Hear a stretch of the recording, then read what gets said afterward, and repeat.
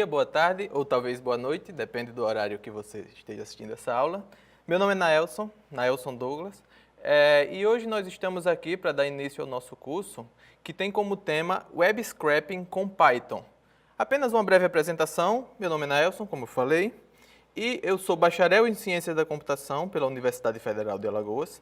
Também sou mestre em Informática, também pela UFAL, e atuo há 3 anos e meio como analista de dados sênior no Centro de Inovação EDGE, onde eu vim trabalhando com diversos projetos na área de Machine Learning, Web Scraping e também principalmente na área de processamento de linguagem natural. Dando avanço ao nosso curso, ele parte de alguns pré-requisitos dentro desse contexto de Python. Ele é um curso intermediário, não é nem um curso muito avançado, nem introdutório. E por ser um curso intermediário, ele tem alguns pré-requisitos que eu vou citar aqui, que se você se encaixa neles, então você está muito bem recomendado de seguir adiante.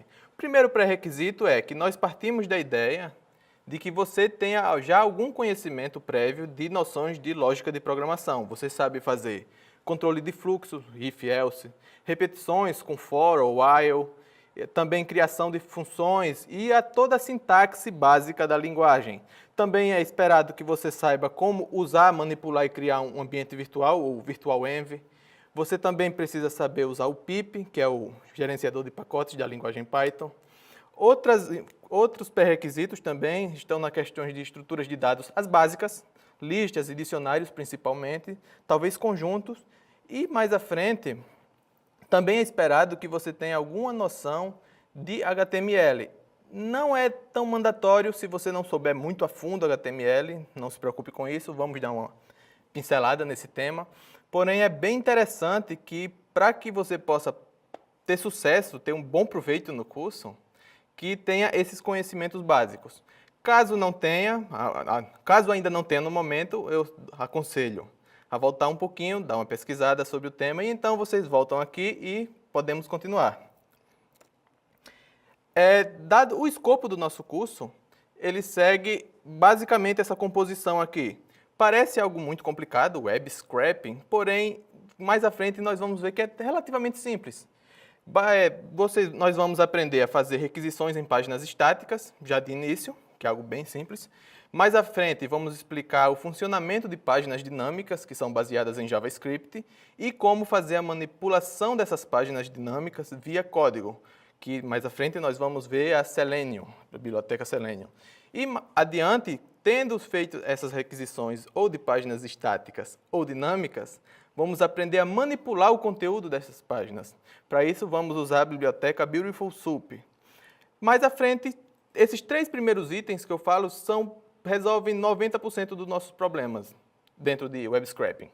Mais à frente, nós vamos aprender a fazer um pouco de navegação automatizada e, então, a persistência e transformações desses dados que nós vamos coletar. Veja bem que esse último tópico, ele está propositalmente genérico. O que é uma transformação? É manipular dados, é brincar. Nós vamos fazer um projetinho, vamos coletar dados através de web scraping, ou raspagem de dados, como é chamado web scraping em português. E mais à frente nós vamos transformar eles, vamos processar, talvez aplicar um pouco de processamento de linguagem natural, para aplicar um pouco de machine learning. Quem sabe, à frente nós vamos descobrir esses truques. Mas eu garanto que vocês vão curtir, esse curso é bem indicado para quem tem interesse na área de data science, é extremamente importante. Um cientista de dados, cedo ou tarde, quase sempre, ele vai precisar fazer raspagem de dados, então é interessante para você que queira seguir esse caminho, que queira aprender um pouco sobre manipulação de dados em Python. Vamos seguindo. Na introdução aqui tem um alerta, um aviso que eu quero dar para todo mundo, que é um aviso importante não especificamente para esse curso, mas para qualquer desenvolvedor de software, qualquer engenheiro de software na vida. Sempre procure estudar pela documentação e, possivelmente, seguir templates fornecidos por ela. Eu vou ensinar aqui várias técnicas, vários truques, vou passar vários conhecimentos sobre ferramentas e como utilizar elas. Porém, a verdadeira informação, a informação mais importante de qualquer ferramenta, sempre está na documentação. Por exemplo, Mais à frente, eu vou ensinar como fazer uma requisição usando requests. Muito bem, vocês vão aprender o passo a passo, uma requisição simples. Porém, isso que eu vou passar é 5% do que a biblioteca de requests consegue fazer. E onde que você descobre os outros 95%? Lendo a documentação.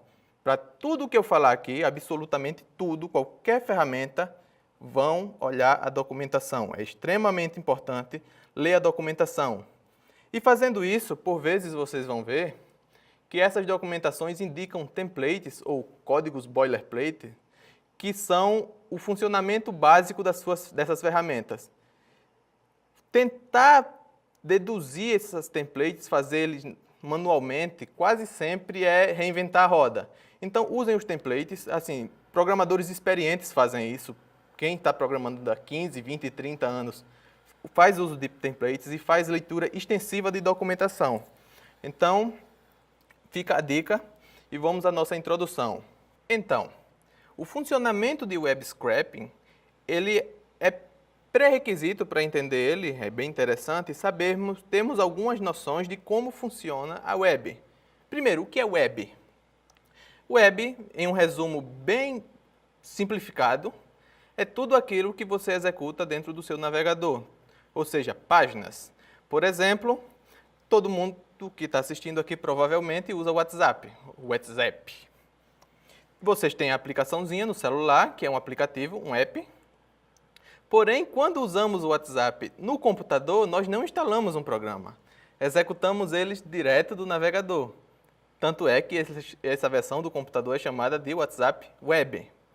Muito tempo atrás, não tanto tempo assim, 12, 15 anos, a existência de aplicativos web não eram tão comuns. Quem chegou a usar MSN, o Messenger, lembra que para poder bater papo você precisava instalar um programa. Você não abria o seu navegador e entrava no MSN. É uma tendência da internet trazer os aplicativos para a web. Isso simplifica muitas coisas, porque a atualização sai instantaneamente, você não precisa instalar uma versão nova e por aí vai. Mas esse não é o tema central do nosso curso. O que eu quero tocar no ponto é as questões, como a internet funciona, ela funciona através de protocolos. Sendo o mais importante dele, o HTTP, vamos ver uns detalhes aqui. Mas antes de explicar o que é o HTTP, o protocolo HTTP, precisamos ver o que é um protocolo. Imagine que você quer enviar uma carta, como era feito nos anos 90, e quais são os passos para enviar essa carta? Primeiro, você tem que escrever o conteúdo em um papel, você tem que comprar o selo dos Correios. Esse selo precisa ser colocado no envelope com a carta escrita dentro. Essa carta precisa ser escrita numa linguagem comum entre o remetente e o destinatário, ou seja, você tem um conjunto de regras para que ocorra a comunicação entre os dois pontos. Esse conjunto de regras para a comunicação em computação é o que nós chamamos de protocolos.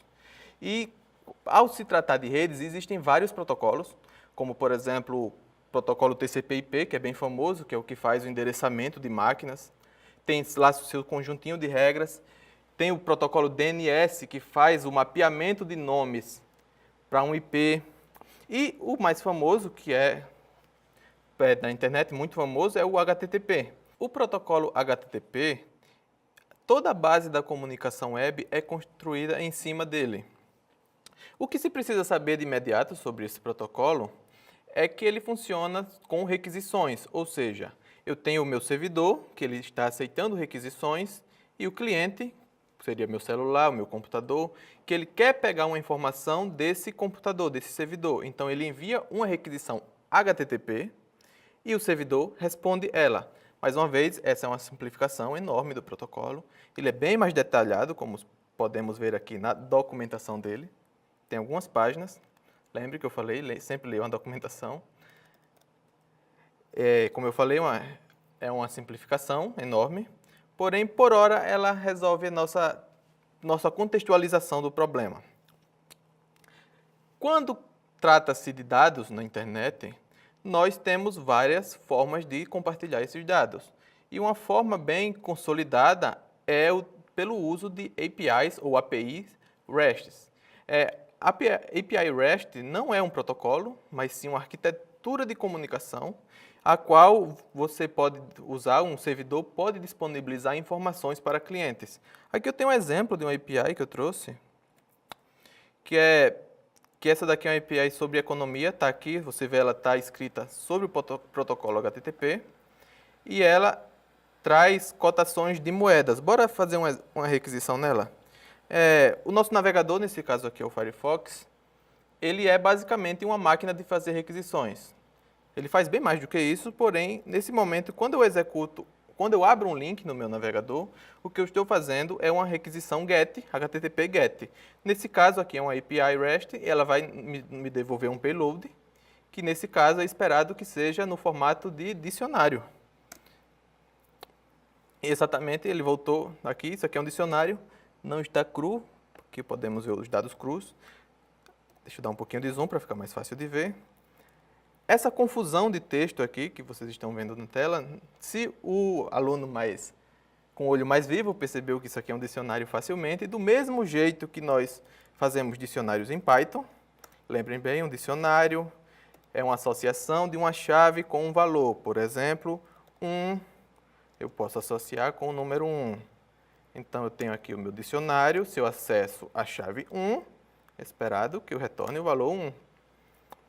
Quando nós estamos trabalhando com coleta de dados e temos acesso a uma API ou uma API, nós estamos no paraíso. Por quê? Porque o dado está sendo dado de graça nas nossas mãos.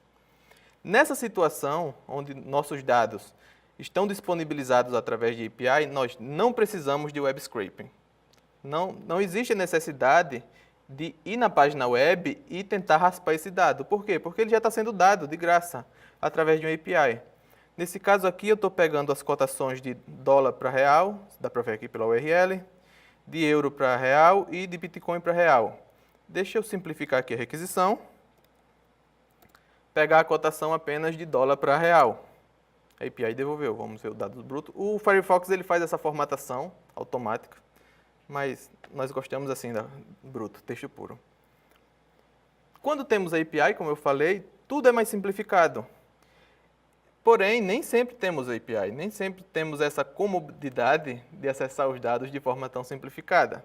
Porém, quando temos, é extremamente fácil de trazer essas informações para o nosso código, para a nossa aplicação, de forma automatizada. E para isso, o Python disponibiliza a biblioteca requests, mais uma vez, documentação, Python requests, documentation. Se possível, parem o vídeo agora, deem uma olhadinha na documentação da request, vocês vão precisar muito dela. Mas ela é extremamente simples de utilizar. Lembra quando eu falei que no nosso navegador, quando acessamos um link, como por exemplo aqui, o que estamos fazendo, na verdade, é uma requisição GET. Dentro do código, nós também conseguimos fazer requisições GET. E aqui a nossa documentação diz facilmente como fazer isso. Através da biblioteca, temos o método GET, o qual nós passamos a URL da API. Esse parâmetro é para passar autorizações, a autorização login e senha para a API, que no nosso caso desse exemplo, nós não precisamos. Vamos fazer uma requisição nela, ao vivo, para ver se funciona, para ver se o professor está falando a verdade. Primeiro, temos que importar a biblioteca. Temos a nossa URL, que eu copiei já, vou colar ela aqui. Python se usa aspas simples. Essa URL, D de dicionário, dicionário é igual requests.get a URL que nós escrevemos aqui anteriormente. Aconteceu o quê? Aconteceu algo. Esse algo foi salvo em dicionário. Dicionário, olha, é uma requisição de resposta 200. E, caso você tenha olhado lá na documentação,